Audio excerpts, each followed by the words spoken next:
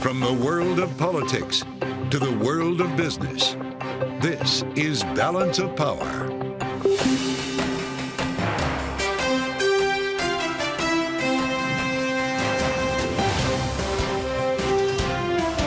Live from Washington, D.C. From Bloomberg's Washington, D.C. studios to our TV and radio audiences worldwide, welcome to Balance of Power. Alongside Kaylee Lines, I'm Joe Matthew. President Biden warns Iran could attack Israel sooner rather than later, as Western intelligence points to a potential direct assault this weekend. Thomas Pickering, former U.S. ambassador to Israel, joins us with more. Also this hour, Speaker Mike Johnson set to hold a joint news conference with former President Donald Trump at Mar-a-Lago. It's about to begin after Johnson finally gets a victory in the House today by passing a revamped reauthorization of FISA. We'll get reaction ahead from former Republican Senator Pat Toomey. And the first criminal trial of a former president begins Monday in Manhattan when jury selection kicks off in the New York hush money case against Trump. Former federal prosecutor Michael Zeldin will give us a preview.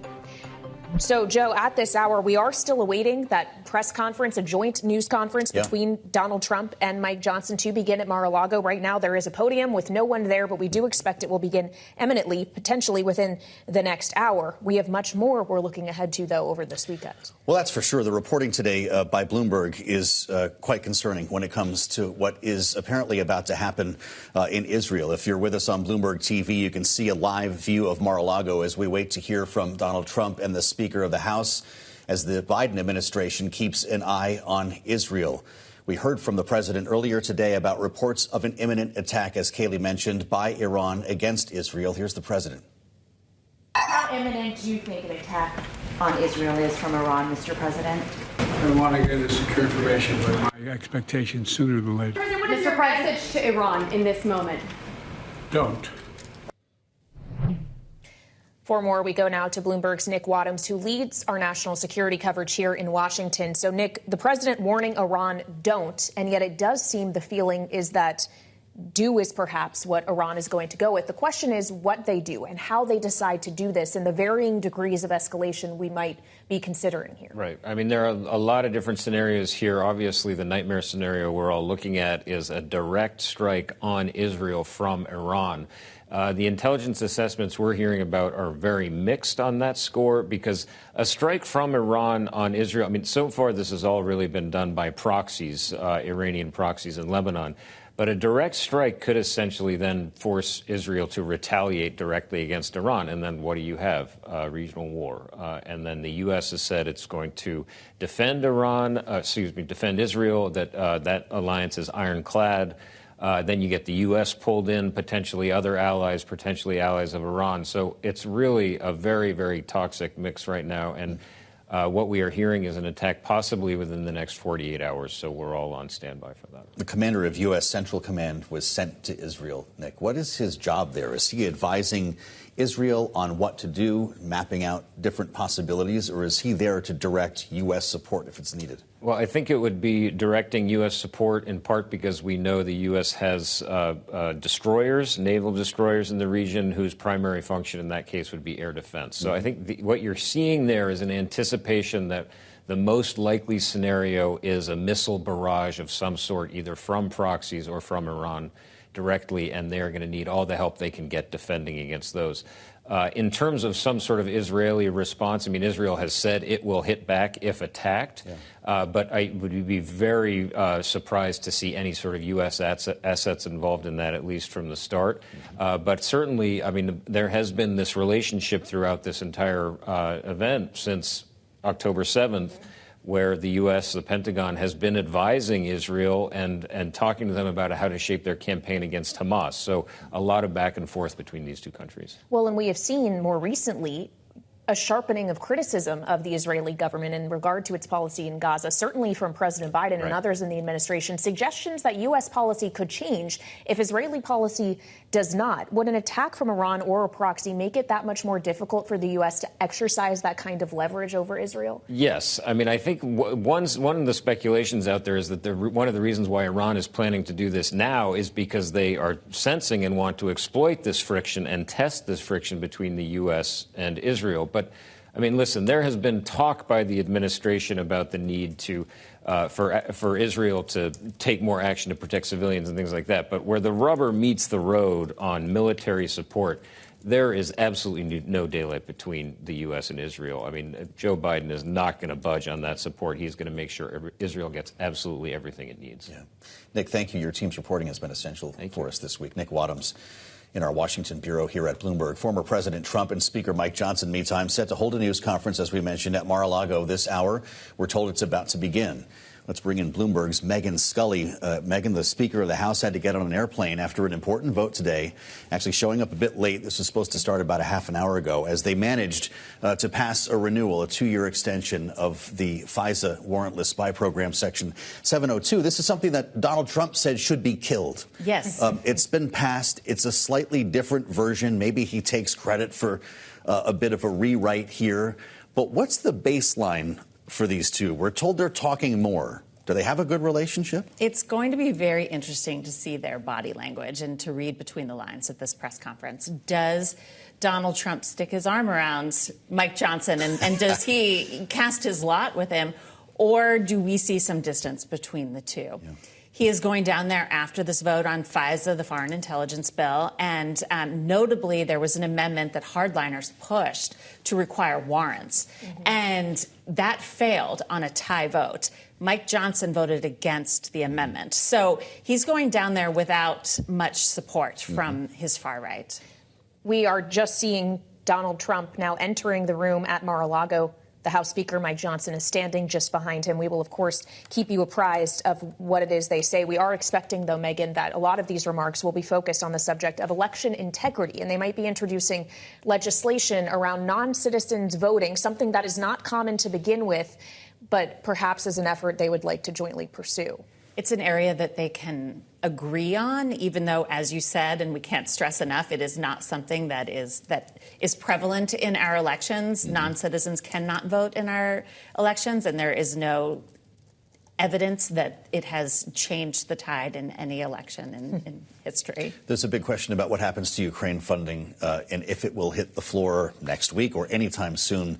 This feels like a jump ball right now, that it actually depends on what happens at Mar-a-Lago between these two men. Is that safe to say? While they might be talking about election security at the podiums, we can guarantee they're talking about Ukraine when they get off, and how exactly this package is going to come together. Mike Johnson wants to get this through, despite calls from members of his conference to oust him, Marjorie Taylor Greene, most notably, if he brings this to the floor.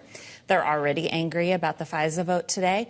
So how this is packaged is going to be very important, but perhaps even more important is how Donald Trump responds to that.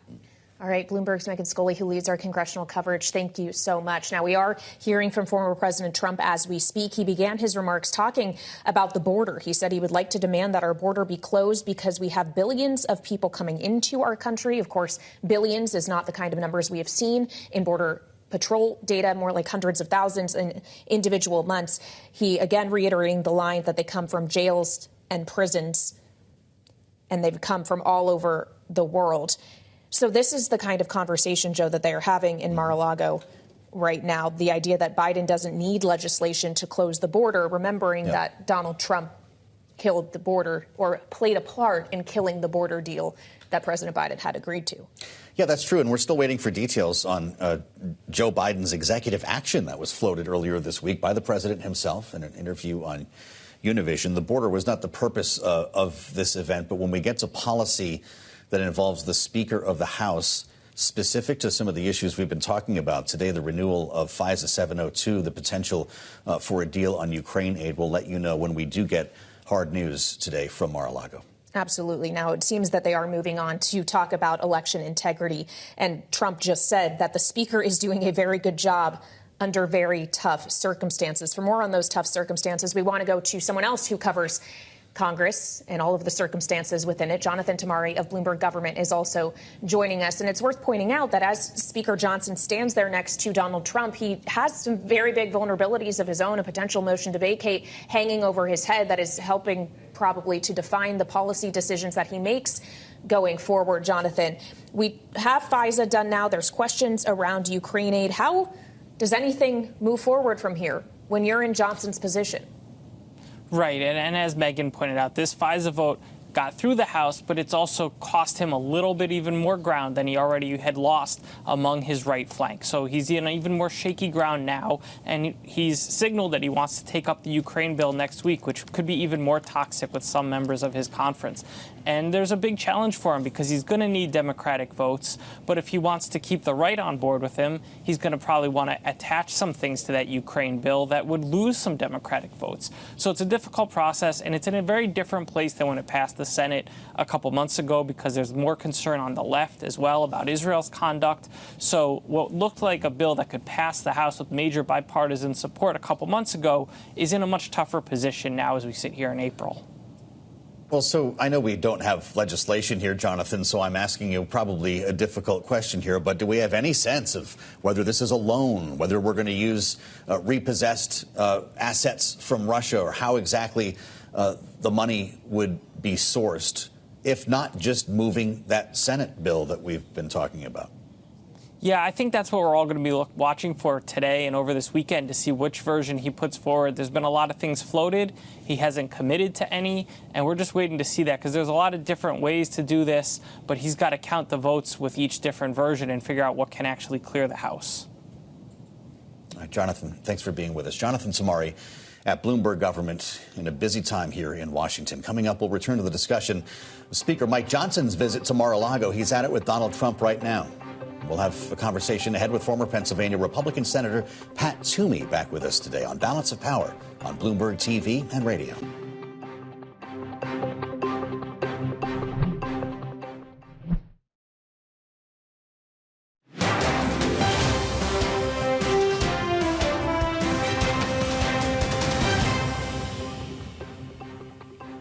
This is Balance of Power on Bloomberg TV and radio. I'm Joe Matthew alongside Kaylee Lyons in Washington as we keep an eye on Mar-a-Lago as Speaker Mike Johnson and former President Trump talk in Palm Beach about election integrity as they've built it. Most of the conversation so far has been about border security.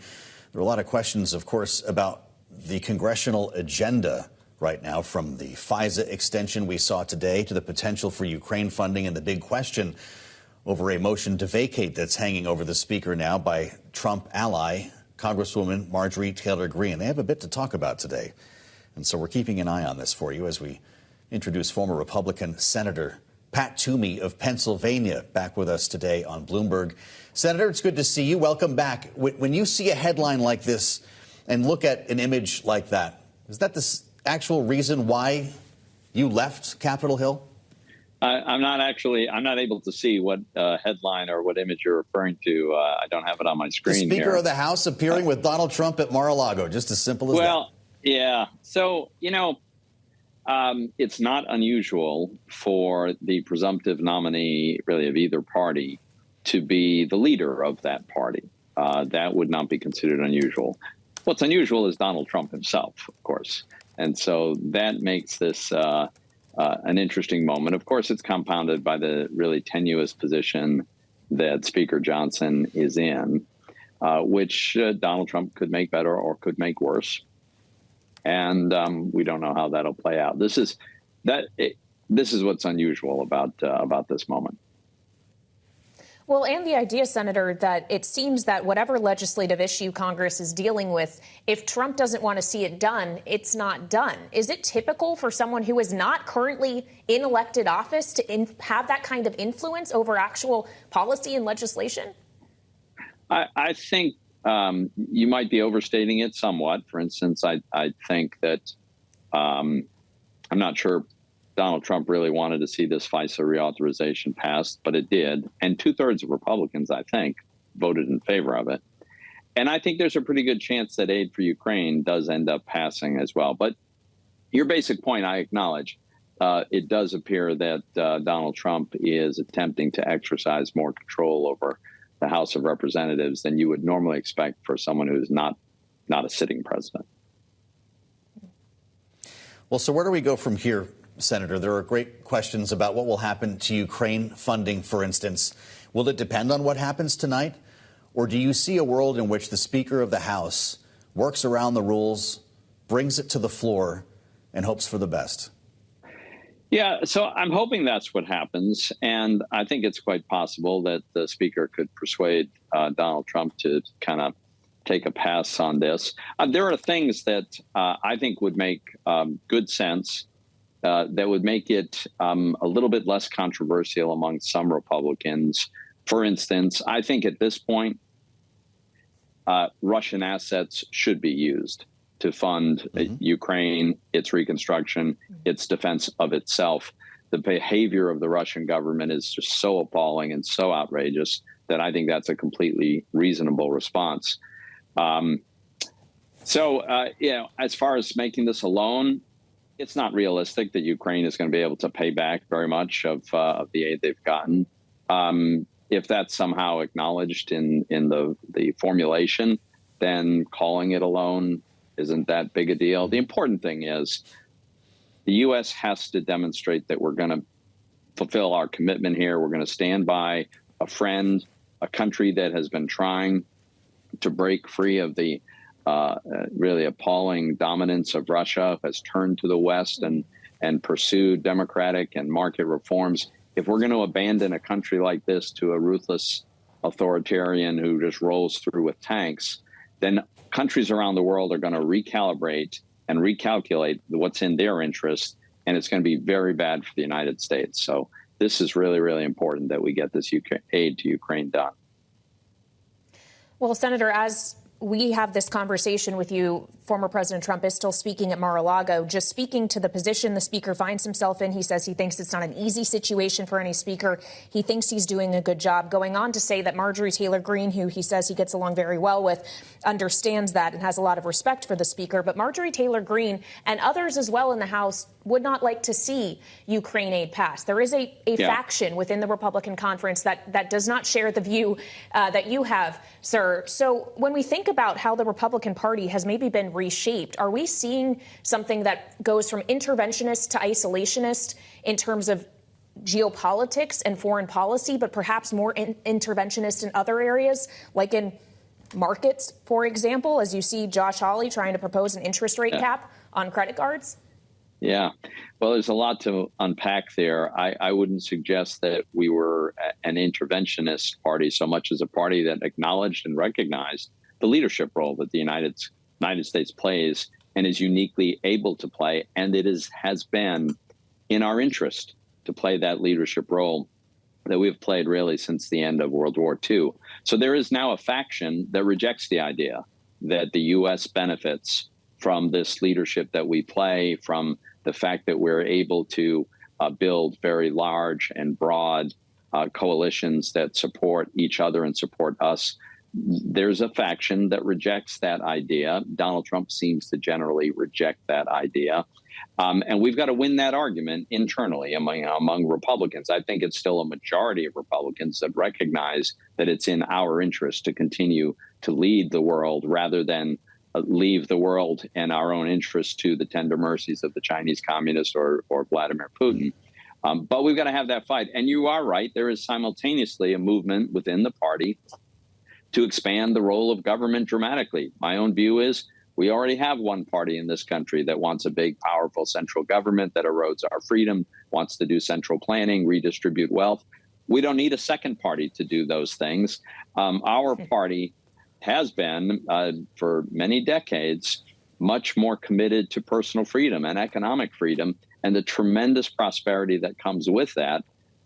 We certainly shouldn't cast that aside for some collectivist centralized model that's inspired by a socialist impulse that will not provide the kind of prosperity American people deserve.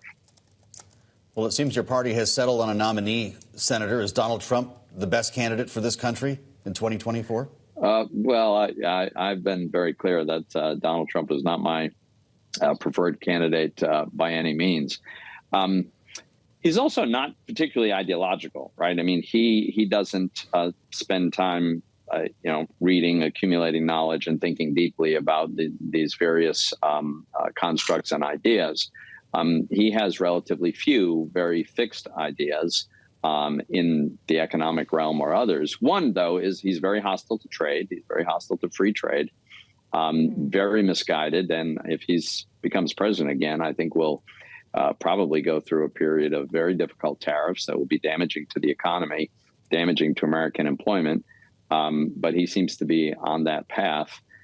In other areas, he governed as a more conventional Republican. He was big on rolling back excessive regulation. And under the Obama administration, we had massive excessive regulation. It was a good idea to roll that back. And Donald Trump certainly deserves credit for having done that.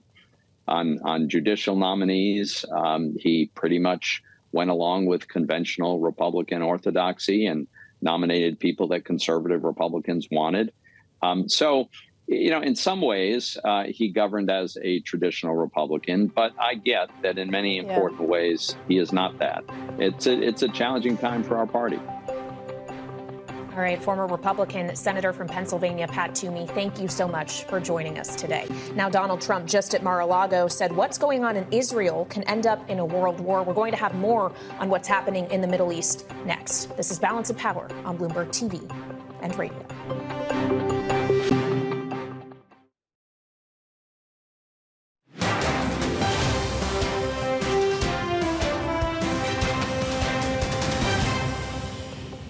I would just say that we're watching this very, very closely. We still deem the potential threat by Iran here to be real, to be viable, certainly a credible, and we're watching it as closely as we can. Right now, our focus is on having conversations with our Israeli counterparts and making sure, not just conversations, but making sure that they have what they need and that they're able to defend themselves. That was National Security Council Coordinator for Strategic Communications John Kirby earlier today, reiterating the White House's commitment to helping Israel defend itself as warnings heighten about a potential Iranian strike directly against the country. Oil today jumped to a 6-month high as we saw market jitters on this developing story. For more on a closer look, Bloomberg's Gerard DePippo, who is with our geoeconomics team at Bloomberg Economics, is joining us now. So, Gerard, already you're seeing it show up in oil markets, potentially in some safe haven assets like gold. In the worst case scenario, a direct strike from Iran to Israeli soil and potentially then retaliation back from Israel, what would happen to oil prices? Are we talking 100 plus? How should we look at this economically? The literal worst case scenario would be something that would disrupt oil production in the region and disrupt the Strait of Hormuz. That would be very bad. However, that doesn't seem very plausible, even if you think there's going to be escalation. Neither side has an incentive to disrupt oil flows. Iran obviously sells oil. Israel imports it. The world still needs it. And it's also not an obvious target for either side. I think the more likely scenario is there is escalation. There might be a tit for tat. You'll see jumps in oil prices. When these things happen, it's generally short-lived. Even today, the spike of about $2 lasted only a few hours and it came back down. So my baseline is there might be something that will happen. It will be a short and sharp jump, but then it will probably come back down unless there's really a tit for tat that doesn't seem to stop. Is this all fear premium, or are there other factors in the trade right now? Well, in general, the rise of oil prices this year is more about demand factors, right? So there's been stronger than expected demand, mostly in advanced economies. Yeah. That's pushed it up over the past few months. The war has added to that a little bit, but I think generally markets have accepted a certain level of risk there and sort of figured out that the oil industry itself is not a target. So keep in mind, like in the past in 2019, when there was an attack on Abqaiq in Saudi Arabia, that was at a time when Iran and Saudi Arabia were at loggerheads. That's not the case now. So it's between Israel and Iran. So it's just not as obvious why, even if there is escalation, oil assets would be on the target list. There's also the question, knowing Israel is currently engaged actively in a war with Hamas and is dealing with a wartime economy as a result, and Iran being a heavily sanctioned economy, how should we think about their economic positions and how that makes them more likely to act? If you have economic vulnerabilities, does that maybe lean more toward de-escalation than outright full escalation? I think that's right. I mean, Israel has had to mobilize a lot of its workforce for the war, right, which is obviously hurting the economy quite a bit. There's both sides have incentives not to escalate, but it's really not about economics, right? They would probably want to mitigate that, but it's really about Iran feeling the need to reestablish deterrence after the Israeli strike on its embassy in Damascus. Gerard, thank you. Bloomberg's Gerard DePippo. We appreciate the analysis as President Biden warns a strike is imminent. Experts are sounding the alarm about the potential for a broader war in the region. After 20 years of the U.S. military being actively involved in the Middle East during my lifetime, I'm the most anxious today about what is going to happen this weekend and in the coming week in terms of this escalation. If Iran does elect for the most escalatory option, which is a direct strike on Israel from Iranian soil, there is a really increased likelihood that this is going to very quickly become a regional war. Kelly Grieco from the Stimson Center talking with us earlier today. For more, we bring in career Ambassador Thomas Pickering, who served in many posts over his time, including as U.S. Ambassador to Israel during the Reagan administration. Mr. Ambassador, it's great to see you. Welcome back to Bloomberg. Until now, we have been told the conventional wisdom was that Iran would not be motivated to instigate a broader war, a regional conflict. What would motivate Tehran now to strike Israel directly? I think we need to be very careful about those kinds of judgments. They do, and in many ways should, reflect rational thinking about the long term. What we have seen, however, is that each side is motivated by a preoccupation with deterrence. And deterrence requires credibility, and credibility, unfortunately, most often demands action. The president in the United States is working very hard, in my view, to do whatever he can to deter action as the next step because of the consequences both to world economies, to world stabilities, and to deep uncertainty. And a third major military preoccupation by the United States is not something that we should anticipate with any kind of enthusiasm. And that's what we're staring in the face. And its capacity to be disruptive in the region is real. And disruption in the region, despite the more optimistic, rational conclusions about oil pricing and oil availability, is in itself a significant uncertainty. I lived through some of the periods back in the 1970s when, in fact, we bet on the fact that oil prices would remain stable, and they didn't. So we know something of that experience, and we need to be careful. Well, Ambassador, we have heard the phrase regional war brought up a few times today, knowing that nothing yet has happened and it is possible that Iran could select a de-escalatory option here. But when we use a term like regional war, what exactly are we talking about? Is this the idea that there could actually be a hot war between Israel and Iran, or would other nations in Iran, would other nation states be involved? Would U.S. troops physically be on the ground? What exactly do we mean here when we're looking at possible future scenarios? One is limited here by being careful, and by being careful, one wants to anticipate the most difficult consequences, not the easiest ones. And the most difficult consequences are that in the course of military action, each side moves against the other in hopes that it will deter further action, but rather, in fact, causes the increase in clashes as each side feels that it has an obligation to its polity, to its people, and to its economy to do everything possible in the field of military action to stave off the next steps. But in moving in that direction, somehow increases the propensity for that happening. And it's that sort of out of control cascading problem that we are always worried about in terms of the use of military force, and we should be. You mentioned the 70s, Ambassador. I know you worked for President Carter in the early part of your career. We keep hearing from analysts that this is the most dangerous time that we have seen in the Middle East since then. Some have suggested that it is more dangerous. What do you think? I think it is dangerous, and I hesitate to enter into a kind of race of predictions that are dire in terms of their impact and effect. What I hope I have said is that things are serious enough for us to be very concerned. And so far, I think the United States is doing what it can to assure that both sides recognize that there is, in what I would call here, no free run of the use of military force without very dangerous consequences, and that the United States does remain tied to its alliance with Israel and its protection of Israel, despite the fact that we were ourselves the victim of an attack on our embassy building in Tehran back many years ago.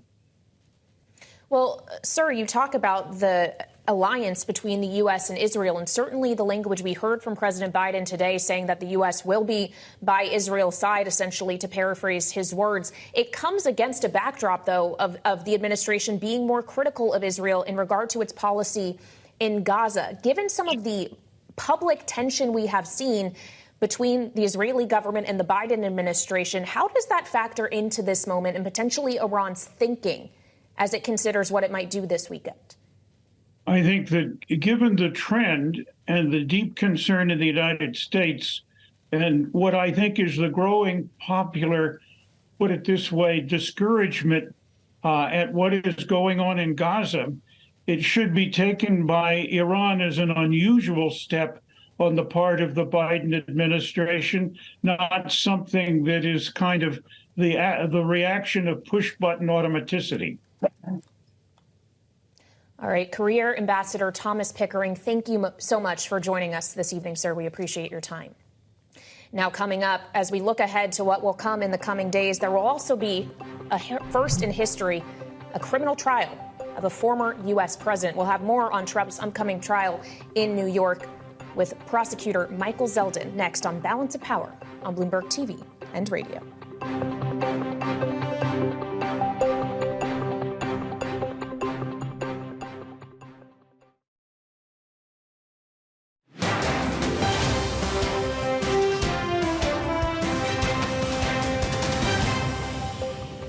Well, you know, jury selection is largely luck. It depends who you get. It's very unfair that I'm having a trial there. It's very unfair that we have this judge who hates Trump and has tremendous conflict, as you know. That was former President Trump moments ago addressing the upcoming criminal trial set to start in New York on Monday. This is the hush money case in which he's facing 34 felony counts of falsifying business records. Let's bring in now Michael Zeldin, former federal prosecutor. So as we just heard the former president alluding to, Michael, jury selection is what kicks this thing off. It begins Monday, could last a few weeks. We're looking for 12 jurors who are going to essentially decide the fate of a very well-known individual, a former president. This has never happened before in history. How hard is it going to be to find people who can be unbiased here? It's going to be hard because there are a lot of people who have very strong passions on both sides of the issue. What the judge has done smartly, I think, is he has put forth a 42-question questionnaire designed to get at each of the prospective jurors' perspectives on this case, whether they have a Trump vote for or against bias, whether they are followers of QAnon or anti-Trump websites, whether they subscribe to certain newspapers. So they're really trying to dig down deeply into the background of each of these jurors to try and ensure that each juror will follow the evidence and render a verdict based on that evidence. And so it's going to be a process. It may be as important a part of this trial as the evidence itself.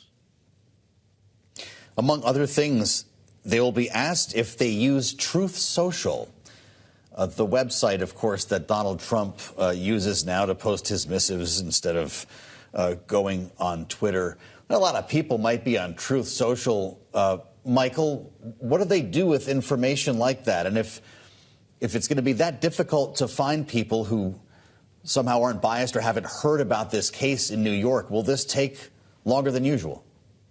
It will take longer than usual. It should take longer than usual. And in respect of what do you do with a question that asks, do you follow social media, Truth Social or Twitter or anything else? It's just a piece of information that each side uses to determine whether they want to try to strike a juror, prospective juror, for cause, meaning that there is a known bias that would prevent them from being fair and objective, or use what's called their peremptory challenges, which are essentially challenges that are just as they feel in their gut the right thing for them to do on behalf of their client, the United States, New York, actually, or Donald Trump. So they're tallying up all the points, and then it's sort of like game day where you're selecting somebody in the draft. You're going to look at all the factors and make your choice whether you want to keep this person on the jury or not. Well, Michael, something else that we should consider about this trial in particular is that Trump is under a gag order, barred from essentially speaking against the judge or his family, other court officials, and potential witnesses or likely witnesses that can be foreseeable, like Michael Cohen, his former attorney, or Stormy Daniels, the porn star in question here. We asked former Watergate prosecutor Nick Ackerman about this gag order earlier today. This is what he told us, and we'll have you respond. This is a case that absolutely needs a gag order. It's like an organized crime case to the extent that people's lives, witnesses in particular, family of the court, are really put in jeopardy. It's not so much by Donald Trump himself, but what he says to some of his supporters. Michael, even with this gag order in existence and perhaps its importance, if you listen to those who might agree with Nick Ackerman, Trump on Truth Social just this week was calling Stormy Daniels and Michael Cohen two sleazebags who have, with their lies and misrepresentations, cost our country dearly. Will there be consequence if he continues language like that throughout this trial, or is he someone who is just treated differently? Well, he has been treated differently. He has been treated more favorably. If he continues to threaten witnesses, if those witnesses are covered by the gag order, then yes, he faces sanctions for that. He could be fined. He could, theoretically be jailed for it, but he won't be. But he could be fined. The reality here is these witnesses, Pecker, Cohen, Hope Hicks, they're all well known, and the Trump acolytes know who they are, and if they want to make their lives uncomfortable, they don't need Donald Trump any longer to tell them what to do. So the gag order is important, especially for court personnel and their families who are more or less anonymous. But all of this is almost irrelevant once the jury is seated and the evidence starts coming in, because what happens in the hallways after court adjourns is not going to be known to the jurors, shouldn't be known to the jurors. So hopefully you have jurors who will follow the instructions of the court, will not vote to acquit or convict if the evidence isn't there, and will be shielded from the politics of this case that will take place in the hallways and on social media. Michael, it's great to have you. Former federal prosecutor Michael Zeldin setting us up for the start of this trial next week. And coming up, we'll assemble our political panel for more on that. Also, as the Speaker of the House joins Donald Trump today at Mar-a-Lago. A lot to talk about next on Balance of Power, Bloomberg TV and radio.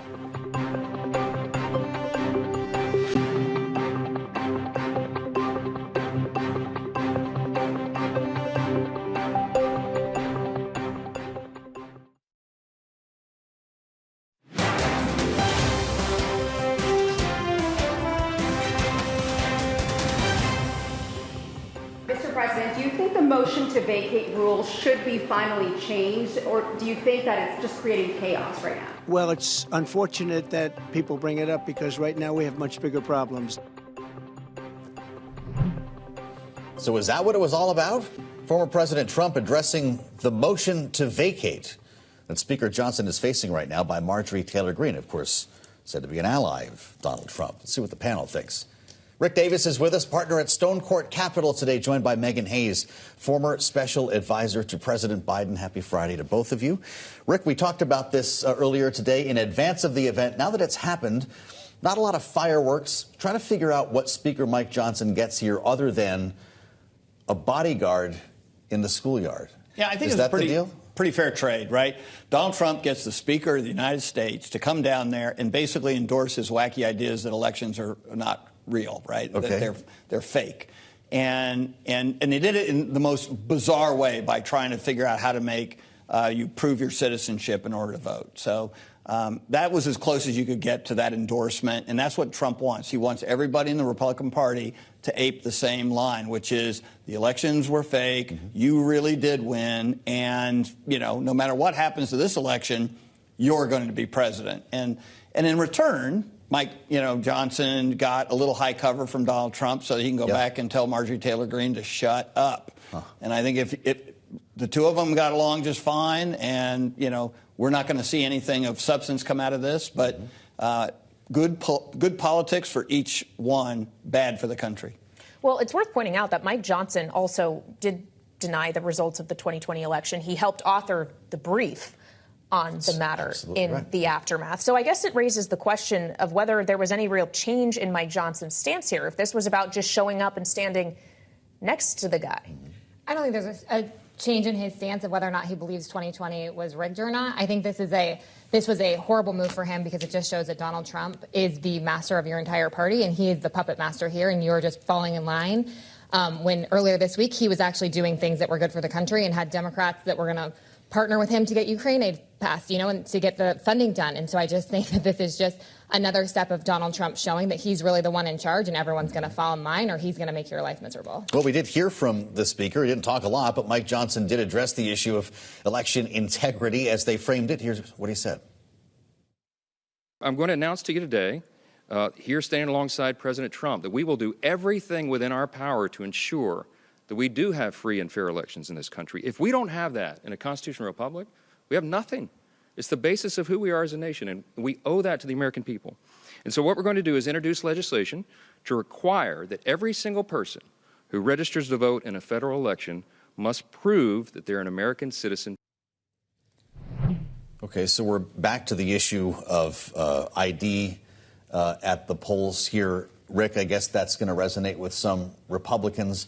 You think Mike Johnson had a choice, or did he get a phone call that said you're due Mar-a-Lago? Yeah, I'm pretty sure it was you got a phone call and you're due Mar-a-Lago. I mean, the last thing he wants to do is take his eye off the ball in Washington. Yeah. He's got a lot he's juggling, and he's really not getting anything out of this, right? I mean, it's pretty clear that he's down there kowtowing to Donald Trump. The problem is now people are going to actually start talking about this kind of fake proposal. And they're going to say, what? Now I've got to bring my birth certificate to register to vote. Now I have to have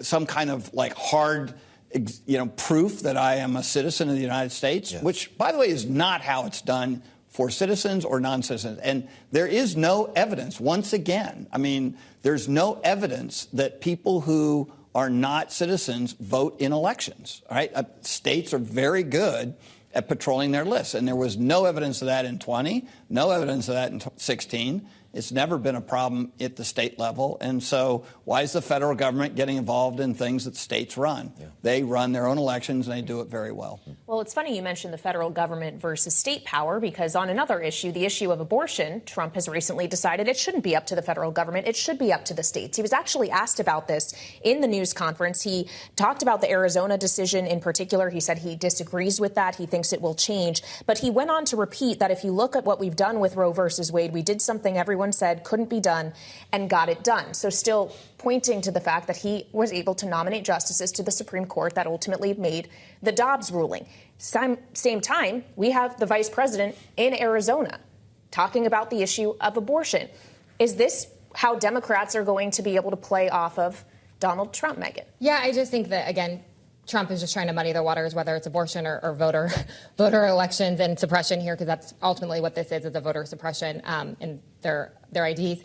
But, the vice president is down there. This is just another example that Trump is taking. We are in this situation because of Donald Trump. This is just going to drive voter turnout. You'll see more ballot initiatives in different states. This is going to, in a state that was, won by just over 10,000 votes, and it's crucial to the electoral map.